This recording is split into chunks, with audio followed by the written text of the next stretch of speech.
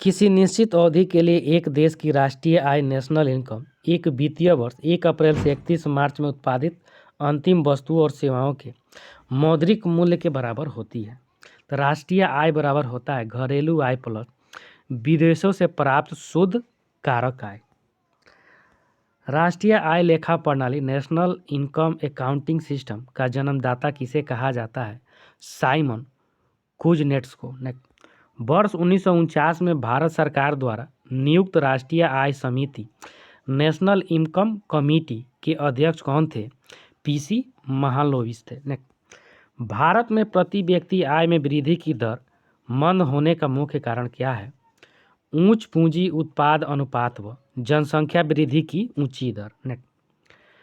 भारत में अर्थव्यवस्था का कौन सा क्षेत्र बचत यानी सेविंग सर्वाधिक योगदान करता है? घरेलू क्षेत्र। भारत की घरेलू बचतों में सर्वाधिक हिस्सा किसका है? भौतिक परिसंपत्तियों यानी फिजिकल एसेट का। वर्तमान में भारत के किस राज्य में प्रति व्यक्ति आय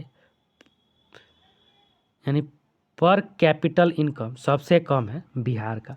भारत में सर्वप्रथम राष्ट्रीय आय की गणना का प्रयास दादा भाई नौरोजी द्वारा वर्ष 1867-68 में किया गया था।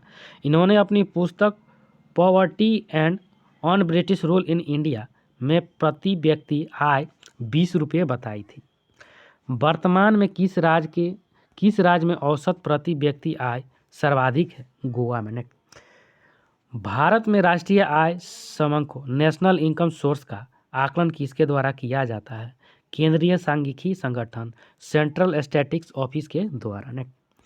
केंद्रीय सांख्यिकी कार्यालय एससीओ तथा राष्ट्रीय प्रतिदर्श सर्वेक्षण कार्यालय एनएसओ का विलय कर किस नई संस्था को स्थापित करने का निर्णय लिया गया है?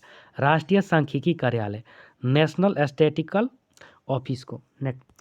हिंदू वृद्धि दर यानी हिंदू ग्रोथ रेट किससे संबंधित है? राष्ट्रीय आय से संबंधित है। MCA 21 मिशन मोड प्रोजेक्ट किस केंद्रीय मंत्रालय द्वारा आरंभ किया गया है? कंपनी मामलों के मंत्रालय द्वारा। एक खुली अर्थव्यवस्था ओपन इकोनॉमी में अर्थव्यवस्था की राष्ट्रीय आय वाई से क्या तात्पर्य है? C plus I plus G plus X minus M। सकल घरेलू उत्पाद C माने उपभोग, सकल निवेश माने I, सरकारी व्यय यानी GDP, उस सरकारी व्यय माने G और उसके बाद निर्यात इंटू आयात। तो G consumption, I gross investment, G government spending और X एक्सपोर्ट हो जाएगा और M इंपोर्ट हो जाएगा। सकल घरेलू उत्पाद GDP के आधार पर विश्व की छठी सबसे बड़ी अर्थव्यवस्था कौन सी है? भारत की।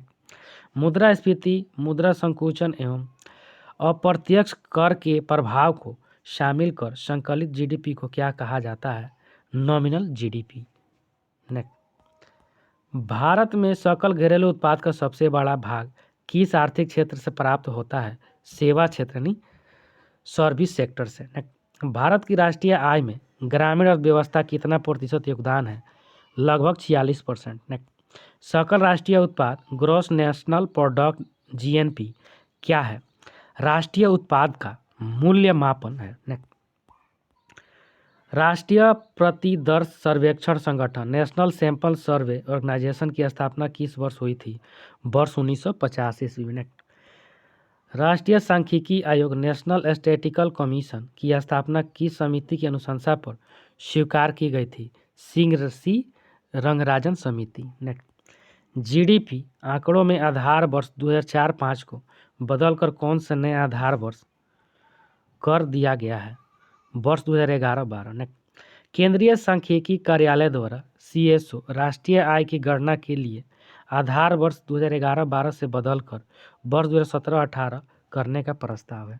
Thank you friend. अच्छा लगे तो लाइक सब्सक्राइब और शेयर जरूर करें। साथ में बेल आइकन का बटन दबाना नहीं भूलें।